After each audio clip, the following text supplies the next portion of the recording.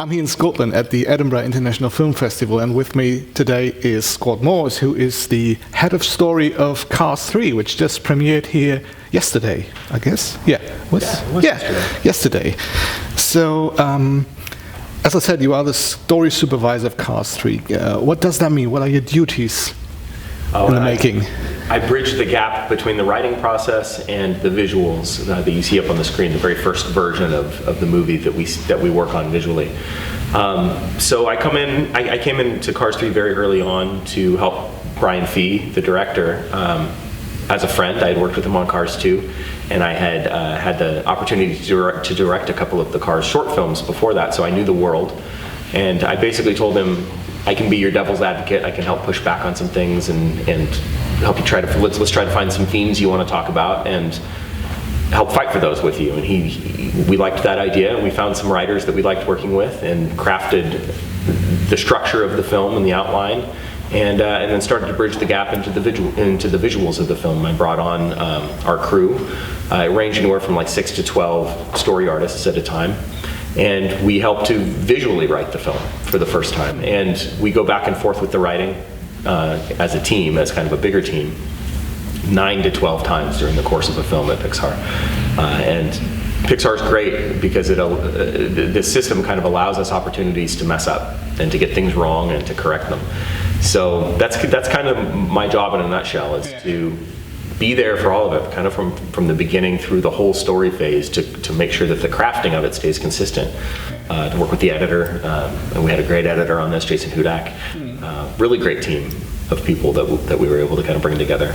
Yeah, it kind of also was my second question, because I'd like to know if you're doing a third part of a successful franchise, how do you make sure that you still have a story that's interesting?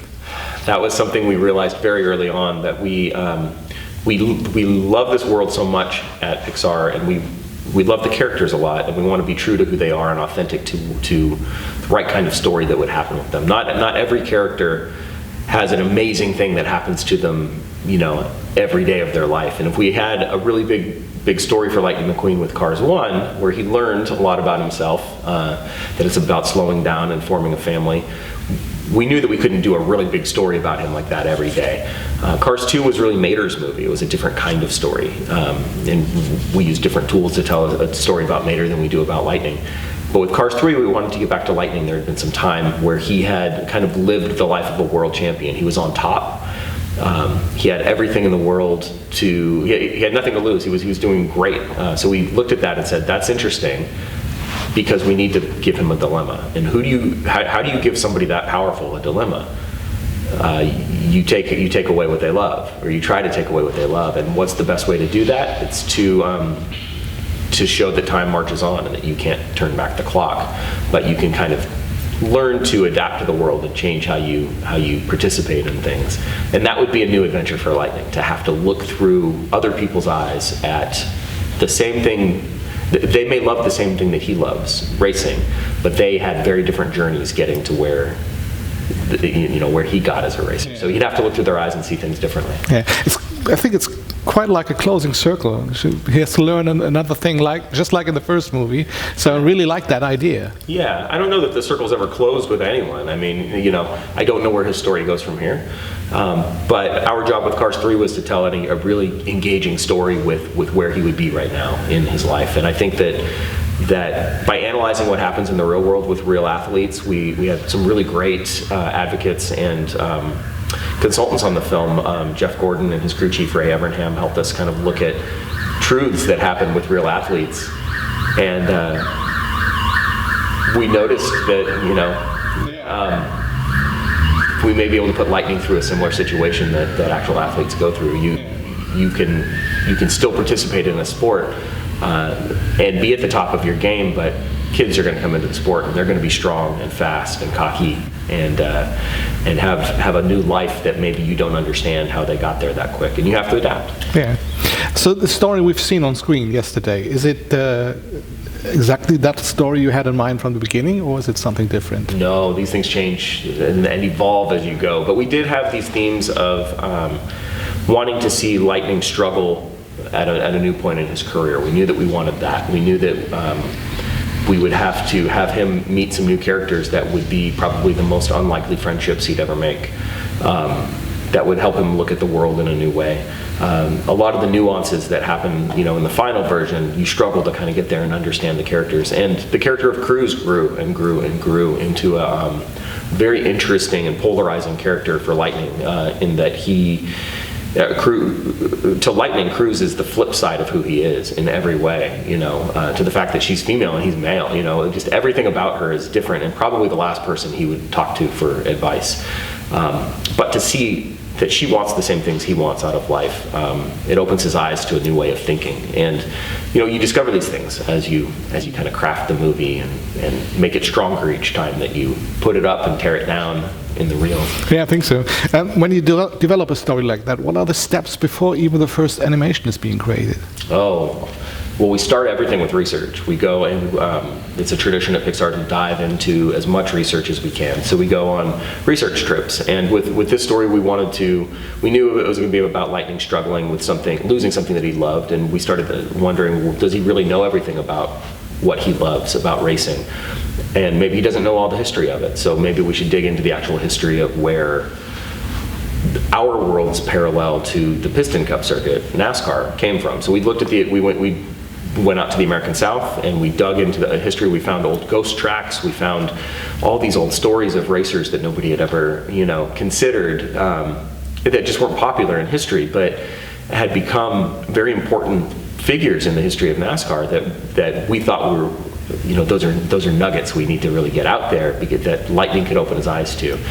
And so everything kind of started with the research, down to the aesthetic of walking around a really old track that's dilapidated and not used anymore, and hearing an old sign going in the wind, and feeling those ghosts kind of come to life again, kind of inspired us to what if Lightning finds out about Doc's past, or what if we find out about the history of his world a little bit more, and that can answer questions for his journey now. So starting with the research, that was really the big thing. So as you mentioned the research, you've been involved in Brave as well, which is placed here in Scotland. So I thought you might have been here to Scotland to research for that film, right? I came onto the film after the research trips had happened. I was working on other projects at the time, and my good friend Mark Andrews was the director on it, and I came on to work on it with Mark later. And knowing Mark for a long time and knowing how Pixar works, I dove into as much research as I could from where I was at in California, but tried to get it as authentic as possible. Luckily, a lot of the crew had come to Scotland and had kind of lived it a little bit. But coming now, it's so great to see the living history in the city and just the whole country. Yeah, I just saw that you posted a couple of pictures on Twitter. Oh yeah. Wonderful pictures. If you go to Instagram, there's a lot more. Okay, I'll have to look at it. So let's get back to cars. What about the future of the cars? You just hinted that it might not be over. Do you still have maybe another story in mind? We end the movie, I think, in a truthful place where Lightning, he's not as old as everybody tells me he is. He knows he's still a race car, and why wouldn't he keep racing? So that his book is definitely not closed. As far as I know, we don't have anything developing farther at this point, but that world is open, and we love those characters. You never know what might happen. As we're working on these films, something like Cars 3, you try to make the best story you can for that particular moment in the character's life, and that's all we've been concentrating on, is making Cars 3 at this point. Yeah. You also have an incredible voice cast, like Owen Wilson, Nathan Fillion, Margot Martindale, Lea Delaria, Chris Cooper, just to mention a few. Yeah. It's so amazing. So when you develop the story or new characters, do you already have a voice in mind? We have a character that we're starting to craft, and we start thinking about who can help us make that character even better. So we think about character types, and we try to analyze people we know. We try to analyze experiences we've had with different relationships. And that kind of gives you character types and archetypes very quickly. And you start playing with voices as you're doing the drawings and as you are acting with the drawings in the storyboards. And it does start to inspire who the voices might be. And you think about it, and you try some experiments. You go and we do a lot of scratch acting there at work, so we'll try to do impersonations or things, or we'll try to breathe a certain accent or a certain flair to a voice. And that can help lead us down the right path until we roll upon the right idea for the right actor, and then we approach the actor, and hopefully they like what we're doing and want to be a part of it. Yeah. I think the most difficult thing to animate is usually hair. Since you don't have hairy cars, what was the most difficult thing to animate in Cars 3? From what I hear from the animation team and from the sim team and all of that, the cars themselves, they have a handle on them in the world because we've done a couple of films with them at this point. So we kind of know how to articulate those characters and how they move and that sort of thing. The real challenges come in the realism of the world and things like mud, things like dust, things like sand, things like waves touching the beach in the right way. Those are the harder things to get right. And John Reich and our effects department, they run a really tight ship and a really incredibly creative ship, and they really make some good decisions and get a good look. And it's important, especially with cars, that suspension of disbelief with the characters is already there, because cars, we have context in our world for what a car looks like. They need to look real. There has to be a truth in the materials that they're built out of for us to believe that they're really a car. We're already suspending our disbelief that they have eyes and they talk. So if we went too much farther with them, they'd become very abstract. So we want the world around them to feel as grounded in our reality and our experience as possible. And during the making of the film, is there at any point, any time, a point where you say, okay, from now on, it's nothing more I can do. It's not in my hands anymore.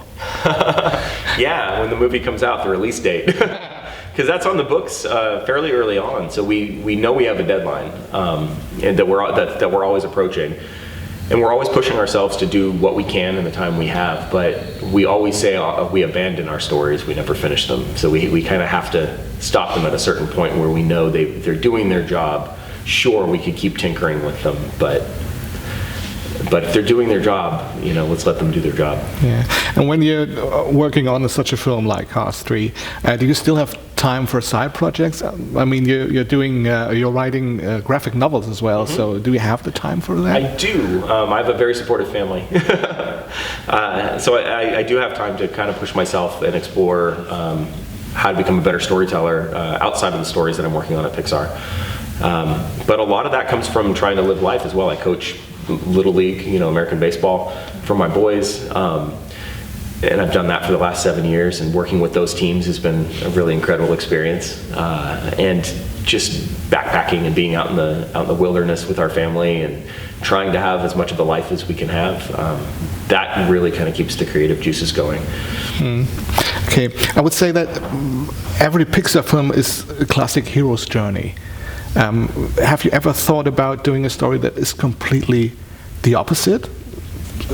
For example, like a good guy turning bad. Would that even work as a story? Oh, they work as stories all the time, whether they're the story that the director wants to tell at the time. That's the real trick. We try to make all of our films director-driven, and the stories kind of grow from themes that they want to talk about and things. We do try different structures. We explore different ways of telling stories. We tend to let the stories kind of dictate what they want to be and try to embrace and analyze where the story feels like it needs to go on its own. And a lot of times the stories that we tell seem to be the most accessible to audiences, so that the widest possible audience can enjoy it. We try not to make kids films. We like to say that we make family films, so that they're there for a child, they're there for a teenage older brother or sister, they're there for mom and dad, they're also there for the grandparents, and there's something that everybody can get out of it. So if we can tell an emotionally engaging, truthful human story, no matter if they're toys or rats or robots or bugs or cars in this case, we're doing our job. If people can forget what they're looking at and see themselves in the material, that's the important part. Yeah. In Moana, or as it's called back home in Germany, Vaiana, from Disney Animation, there's this rooster called Hey Hey, and he was in and out of a story from time to time during the development. And do you have a character in Cars 3 which kind of had the same story? Kind of coming in and out? Yeah. We had characters that needed to earn their keep. And we have characters that are there for comic relief, and we have characters that help kind of underline themes in Lightning's journey as we go. But what we decided fairly early on was that anybody that was going to tag along on that journey needed to kind of be there for a reason and kind of earn their keep. And we looked at everybody that Lightning knew in that world and kind of decided who would he bring on this kind of secret journey where he's training for a comeback. And it would probably be a very small pit crew. So we looked at Guido and Luigi. They're small. They can ride with him in the car. You know, Mac is a great character. And we didn't need more than that. Cruz was going to be a pretty big dynamic twist in the relationship, so we knew that we needed to make room for her. But we definitely wanted some characters that were characters we were familiar with, that we could always lean on for comic relief and for commentary on what was going to happen. But we try to have those characters earn their keep in the story as we move along. Okay, so there's quite a history of Pixar films being shown here at the Edinburgh International Film Festival. I'm not sure how long this dates back, but I can at least remember the last 2 years with Finding Dory and Inside Out. How is it to be at this lovely festival? It's been amazing. Everybody here, it's run so smoothly. It's everybody's been incredibly nice and kind and helpful. The types of films that are in the festival as well, the variety of them has been amazing, and just seeing how friendly the city is to everybody has been so much fun. And it's great to just be in a city like Edinburgh that has such a rich history. You know, there's something, some hint of the past, or you know, a culture everywhere you look, and it's just fun to just walk around and not have a destination, to just kind of wander. This is exactly the reason why I come back. That's great. Year after year. Have you been able to see any other films here? I think you posted something about Edie. I did. Yeah, have you seen it? I'm not sure if the embargo's up on Edie at this point. Yeah, it is. I have seen Edie. I loved Edie. It's my favorite film, besides Cars 3, of course. And by chance, I was at the press screening for it, and then I was over at Filmhouse, and Simon was behind me in line at Filmhouse waiting to talk to somebody about a particular thing, and I realized, wait a second, you have a film in the festival? And he said, yeah. And I said, what's the film? And he said, oh, it's Edie. I said, are you the director? And I met him right after I saw the movie, and he's like, I couldn't go in to watch it. What was the crowd like? You know, was it a good reaction? And I was like, it played really well, and it was very emotional, and congratulations to him and that whole crew. Yeah, it's a lovely film. Yeah, but I did get to see some other films. I got to see Terrence Malick's new film, this is Song to Song. Last night we saw Final Portrait. And I had been talking with Armie Hammer about it while we were working on Cars 3. And he's like, you got to try to see it when you're at the festival. So I'm glad that I got to see that. He was great in it, and Stanley did a great job. But yeah, it's a number of really incredible films. 1945 was a great film. I haven't seen that one. Again, it's good that you have time to see other films here. Yeah. So, last question: what are you up to next? Do you still have anything you can talk about? Yeah, I mean, right now, my good friend Jason Katz and I, he's the story supervisor on our next film, Coco. He and I are training our interns at the moment, so we're working with the next generation of story artists that will be entering the industry, and it's good because it helps us kind of analyze how and why we do the things we do when we do our job, and it's nice to be able to articulate those things, and it's a good palate cleanser when you're done on a big project like Cars 3, especially when you don't know what you're going on to next. There's a number of things in development, and I hope to help support some friends and things at the studio there. We've always got some good things cooking up, so I'm excited about the future. I just don't know exactly what's going to happen next. Yeah, that sounds very good. Thank you very much for the interview. It was very nice meeting you. Well, thank you. Thanks. It's been fun. Yeah.